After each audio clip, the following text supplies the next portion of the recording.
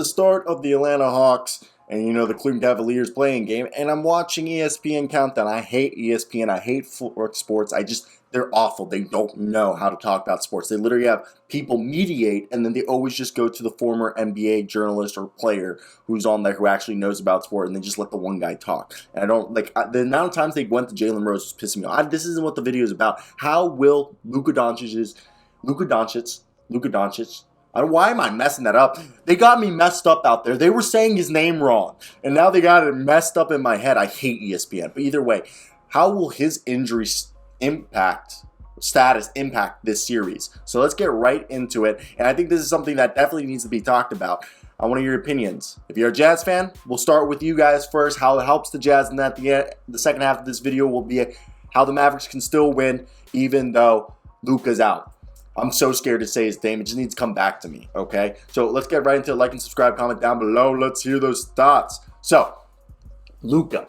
I think this is something people need to understand is I personally believe that even though Luka is going to be out, I think this team can rally. They have the pieces on this roster, that have the success that is needed. I know Luka is literally the lifeline of this team.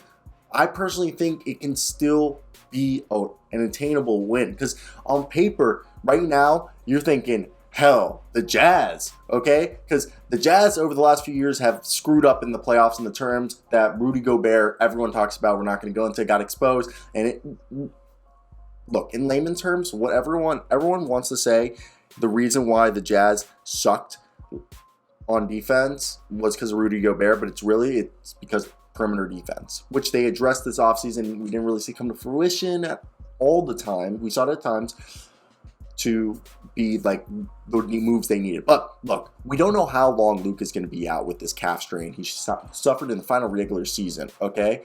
And, also great job of getting that 16th tech overturned, by the way.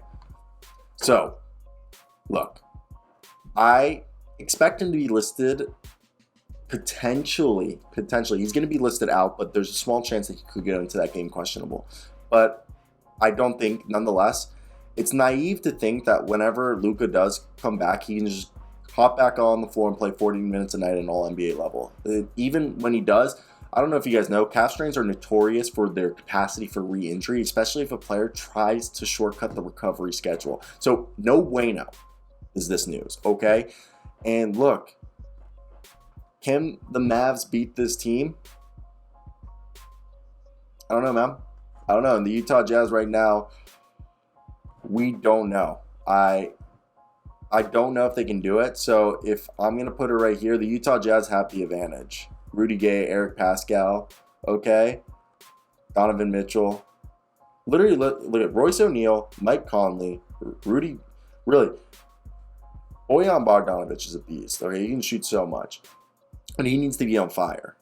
Mike Conley and Donovan Mitchell, you know where you're getting out there. You got Boyan in the middle, like in the middle of the lineup.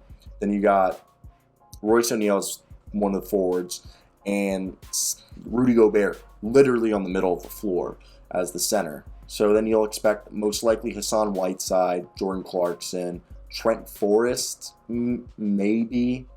Rudy Gay, he kind of was falling out of the lineup for the Jazz by the end of the season. So that does, it makes me think who they're going to run, especially just because this is such an interesting situation. I also just found a dab on my table. It's also a dab I lost last night, so I'm really happy I found it. But either way, yeah, so Jordan Clarkson, Daniel House could come in because Daniel House kind of took Rudy Gay's minutes.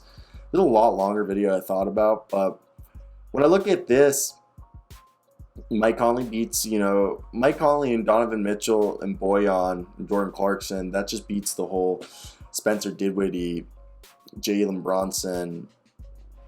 They also, because at this point they would be Reggie Bullock, Dorian Finney-Smith, Dwight Powell starting lineup with probably Josh Green, Maxi Kleber, and Davis Bertans off there.